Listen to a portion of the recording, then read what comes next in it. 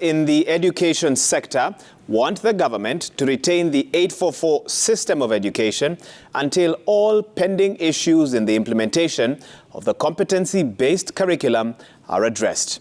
Under their umbrella body dubbed Elimu Bora working group, the stakeholders cited what they term as an inadequate teacher recruitment strategy and the lack of a proper plan to meet the infrastructure requirements, which they say threatens the successful transition of learners into junior secondary schools. Safin Achieng details these concerns that come barely a week before schools reopen. We have about 23,000 primary schools, so taking the average out of what we have done, even going forward, you can see that most likely over 20,000 primary schools will be able to qualify.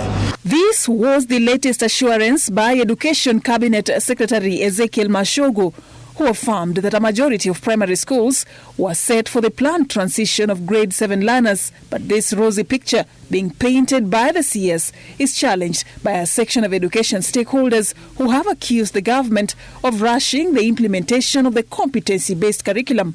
Parents are confused, students are confused, we are confused. If I'm confused, an education expert, what about this parent in the village? You never went through an education system. The government had targeted to ensure that all primary schools set up the necessary infrastructure, which include extra classrooms and a well-equipped laboratory, before schools reopen at the end of this month, recommending that selected schools can share those facilities with nearby schools, a plan that the stakeholders say is impractical. You're being told we are recruiting 30,000 teachers. 8,000 of those are replacing those who have retired, who have died, and all that. So we remain with 22,000.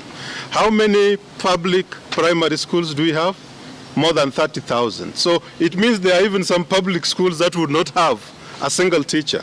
We note that the process of recruitment is too little, too late, as the school calendar resumes on 23rd January. Is there enough time to train the 30,000 on the new education system? And on the ongoing teachers' recruitment by the Teachers Service Commission. I'm just imagining how Barkoroa Primary School will be walking all those 10 kilometers to the nearest secondary school, which also doesn't have a functional laboratory, and what they are going to do and access there. Honestly, I think we have not given education the attention that it requires. What was wrong with 844? Huh? We have a system. If CBC is not ready, why can't we continue with 844? Yes. Which we had known, which we had trained teachers on how to handle, which we had equipment and facility. The rush and confusion in the implementation of the CBC education must end forthwith, and the effective measures put in place to ensure education remains accessible and relevant. Under their umbrella body, dubbed Elimu Bora working group, the stakeholders have also raised concern over what they describe as lack of concrete solutions to other emerging challenges in the education sector, which include funding and the deteriorating state of security of learners. Kenya's education institutions has been riddled with a devastating criminal pattern of arson attacks for close to 30 years now. We note with great concern that many schools have failed to guarantee the safety and security of learners, leading to many appalling and senseless deaths. They are demanding that the Ministry of Education engages relevant players to reach an agreeable way forward on what it will take to ensure delivery of quality education for learners.